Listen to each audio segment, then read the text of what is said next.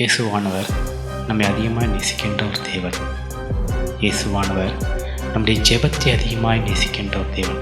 இயேசுவானவர் நம்முடைய வாஞ்சையை அதிகமாக நேசிக்கின்ற தேவன். இயேசுவானவர் நாம் அவருக்காக முன்னணிக்க நிற்பதை கண்டு மகிழ்ச்சியடைகின்ற தேவன்.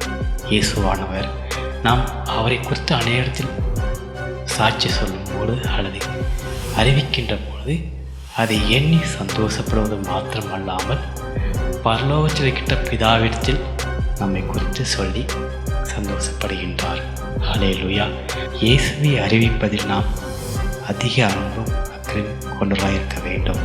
இயேசுவானவர் தம்முடைய பிள்ளைகளை பிதாவுக்கு முன்பாக வைக்கின்றார். அவரை குறித்து நாம் சாட்சி சொல்கின்ற பொழுது அல்லது அறிக்கையிடுகின்ற பொழுது இயேசுவானவர் நம்மை குறித்து பிதாவுக்கு முன்பாக அறிக்கையிடுகின்றார், சாட்சி சொல்கின்றார். என் மகன் எனக்காக பக்தி வைராக்கியமாய் இருக்கின்றான் என்று சொல்லி தேவன் பெருமை கொள்கின்றார். நமக்குள்ள ஒரு உண்மையான புரிதல் இருந்தால், நமக்குள்ள ஒரு உண்மையான மனமாற்றம் இருந்தால், நமக்குள்ள ஒரு உண்மையான விடுதலை இருந்தால் கிறிஸ்துவை நாம் அறிக்கிறது வெட்கப்பட்டு போக மாட்டோம்.